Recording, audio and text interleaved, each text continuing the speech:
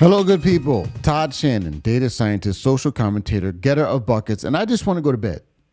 I just want to go to bed, but I just saw more lunacy and idiocy that needs to be addressed, and so I'm going to torture myself and apparently you who are tuning in and do that. I'm going to take in more nonsense from the black female, the woke black female known as Jill Scott. Now, Jill Scott is an R&B singer. Jill Scott has had pretty good success in a pretty robust career here in the United States, but apparently she thinks the United States is a terrible place for black people, even though obviously she's done pretty well for herself here. And as the point that I made the other day in a video that I made when I said, when I talked about why the left loves black women so much. And this is Exhibit A, in my view, because if anyone had any sort of backbone and any sort of resolve, I should say, they would tell Jill Scott to sit down and shut up.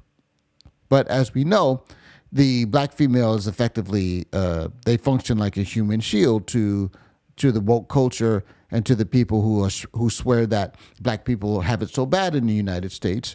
So they won't say anything. But I am a different breed, my friend. So I treat these ideas with the disrespect that they deserve.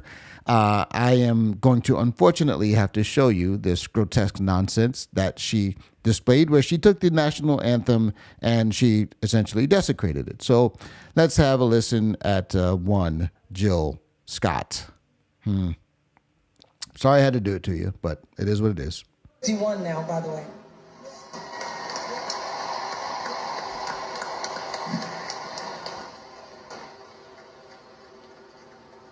Oh, say, can you see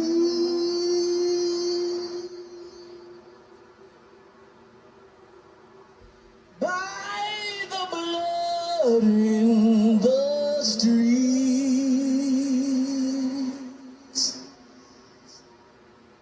that this place doesn't smile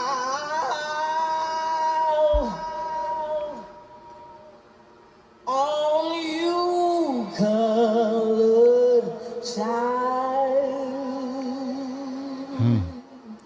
United States, terrible place for black people. Whose blood built this land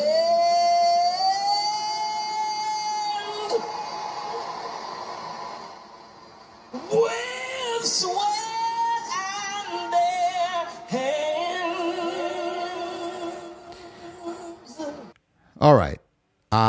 I'm sorry, I can't take any more of that. So you get it. You get it. Point of fact, just a couple of things I thought worth pointing out. One of the mantras often echoed by people whose mind is infected with this lunacy is that black people built this land. The slave built this land. Certainly, the contributions of black people are certainly significant. Slaves who helped with, who contributed a lot of labor. But the idea that slaves built the United States is just pure lunacy. How do I know this? This is hilarious because there's an article that came out some years ago that showed that only 1.6% of U.S. citizens actually owned slaves as of 1860. Now, the interesting thing is this is in the USA Today, and they thought that they were making some sort of salient point by pointing out, here, I'll read this. It says, as more Confederate monuments are being removed in the South this month, an old claim seeking to downplay the extent of slave ownership began to recirculate. It says on July 11th, a Facebook user shared a screenshot of a 2019 tweet that claims only 1.6% of U.S. citizens owned slaves in 1860. The post came a day after a statue of the Confederate General Robert E. Lee was removed in Charlottesville, Virginia, the site of the violent white supremacist rally in 2017. I'll skip down here. It says, so you can stop basing your hate for an entire race for the actions of a mere 1.6%, the 2019 Twitter post says. Am I right? Not exactly. PolitiFact and Snopes have previously evaluated similar claims that popped up in 2017 and 2019, respectively. Okay. Now, interesting. It's interesting to me that they don't post whatever they said. It's not quite 1.6. Well, what is the percentage? It says data archived from 1860 census shows that 1.6% is slightly off. So what is it? 1.8%? Is it 2%? What do they mean by slightly? They don't post the number there because it would be embarrassing, because it probably seemed like they were splitting hairs, which is what they're doing. But this is the thing that I find interesting. It says, but historians say the bigger issue is that measuring slave holders as a percentage of the total population is misleading, because slavery was illegal in most states by that point. Where it was still legal, slavery was far more widespread than the number in the post indicates.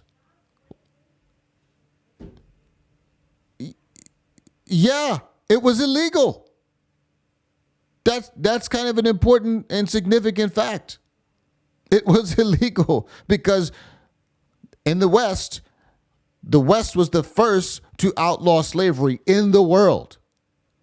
Slavery was still going on everywhere else except for in the West.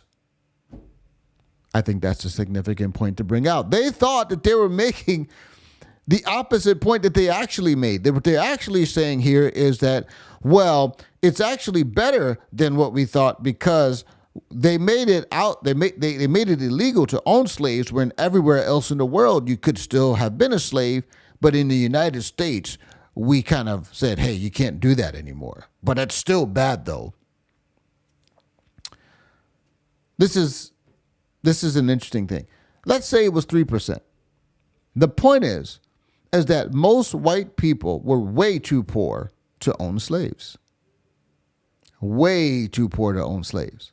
And so there were more poor white people in the United States, always has been, and probably always will be, than there were slaves. That's a fact. And the poor white people weren't just sitting around because they had to work to eat too. Now, that's a separate issue from whether the slavery was bad. Everyone understands that. But the idea that black people built this country is nonsense. That doesn't mean we need to denigrate their contributions and that we need to poo-poo the fact that they were brought here against their will. That's a separate issue. But that doesn't mean black people built this land. It's an idiotic claim. Finally, I wonder, would Jill Scott be better off? Would she be better off if she, for example, lived in some place like, Kenya? Let's look at this here. If you just do a quick search of female circumcision, you'll find all of these videos come up. Kenya is in Africa, last I checked. Let's see. The trauma constantly kept coming back. This is a contemporary video. This is a young woman. Looks like she's alive today. Wait a minute. This video is from 4 years ago. Apparently in Kenya, they're still doing this barbaric practice. And if you don't know what that is, it's basically when they take a septic blade to a young female's genitals. This would be a very, very young child, like 6, 7 years old. And they would basically remove her pleasure area.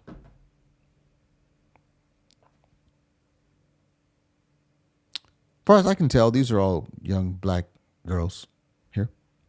Would Jill Scott be better off in Kenya? Would she? Oh, how about this? What if we looked at places in Africa where there's still slavery? Here's one, South Africa. Still slavery there. This is today. How about this? Egypt. That's still going on. Would Jill Scott be better off? Would black people be better off in Egypt? Looks like it's still potential for us to still be slaves if we were still there. How about this? How about Libya? That's interesting. Sudan. Oh, let's read this one. Slavery in Sudan dates back to medieval times. It has recently had a resurgence during the Second Sudanese Civil War. During the war, human rights campaigners reported a rise in contemporary forms of slavery and accused the Sudanese government of supporting and arming various slave-taking militias in the country. Very interesting. In response to these claims, the Sudanese government argued that slavery was a product of intertribal warfare over which it had no control. So apparently, if you're in Sudan, you might still be a slave. Oh, and they're having a pretty brutal civil war, it appears. So I'm thinking it's probably better for black people to be in the United States than, I don't know, Africa or whatever. Perspective is important, friends. It is very important.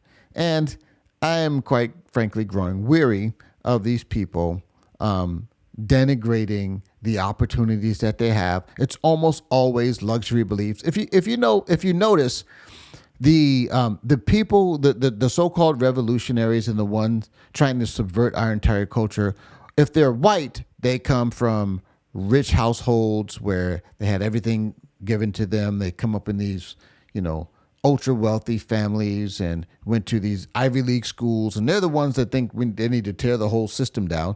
And I think there's a similar effect in the black community where the more prosperous and the less connected to the so-called struggle a black person is, the more likely they are to exaggerate its overall scope and impact. These are luxury beliefs. And Jill Scott, who's standing up there, basically a millionaire. If she's not, that's because she blew her money, because I know she's made millions. Going to sit here and say, oh, how terrible it is for black people here. It's pretty insane. Anyway, I don't want to give this nonsense any more time. Tell me what you think, friends. Leave me a comment. Let me know what your thoughts are. If you like this content, please like, share, and subscribe. Till next time, my friends, God bless you.